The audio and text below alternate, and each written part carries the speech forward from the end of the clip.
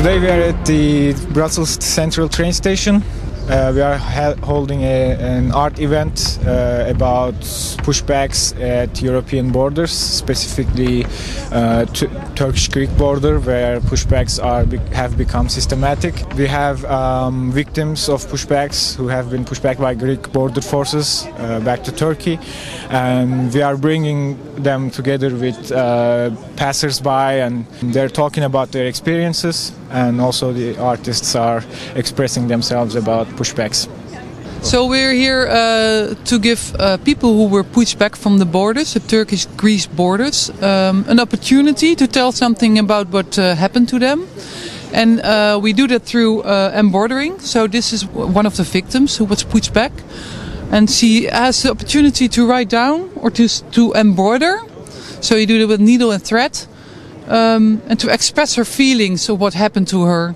And so you can see here the river, and so they crossed it, and here they were pushed back again, back to the Turkish border. Well, we have a table here, and it's called Border Conversation, and we invite people to have a conversation about the pushbacks that are happening in Europe, and we embroider on the fabric messages of love and hope, and also experiences.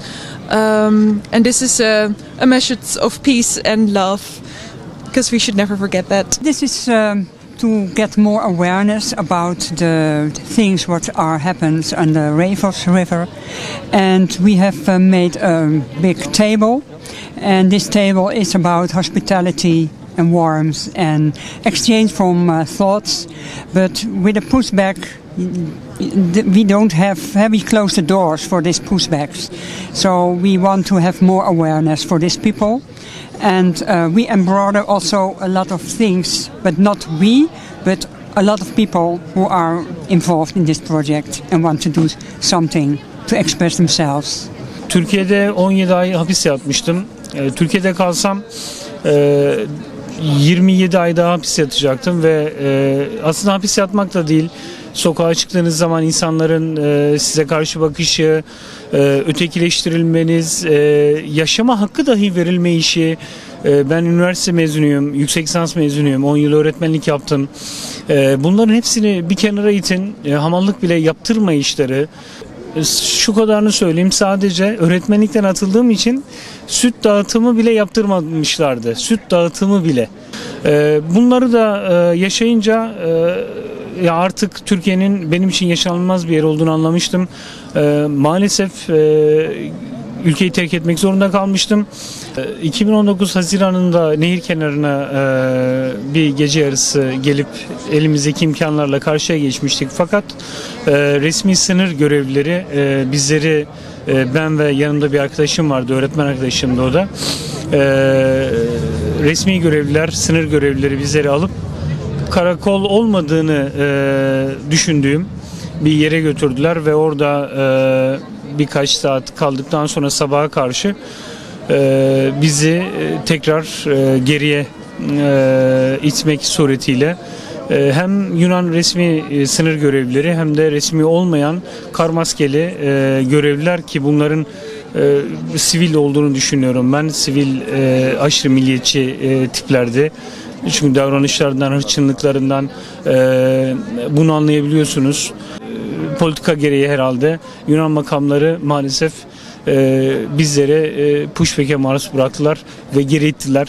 Eğer Türk jandarmasına, Türk yetkilisine yakalanmış olsaydım şu anda binlerce yakalanan diğer arkadaşlarım gibi şu anda hapishanedeydim. Ve belki de farklı işkencelere tekrar maruz kalacaktım. Previously I have volunteered in Greece in the island of Samos, and I spoke to lots of migrants and refugees that had experienced pushbacks in the sea. And because I am a student of migration, I've been quite aware of what is happening at the EU external borders and the externalisation policies which the EU are implementing through the agency of Frontex, which have become the agency implementing this kind of horrible behaviour. And I've just been really appalled to see how much impunity has continued for the past 2 years at least for the mounting pushbacks. And I think it's a horrible thing. pushbacks. Unfortunately, this is the capital of Europe and also the capital of Fortress Europe. And as a human being, I really can't understand why certain people are being allowed into the European Union and others are kept out. And it's completely beyond my understanding. So it's policy, it has to do with decision makers being so extremely cold and without any human feeling, and there's probably a lot of economic explanation about behind all this, but for me it's a horrible thing and we should fight this every day. It's actually shocking to see what's happening at the borders of Europe, to be honest.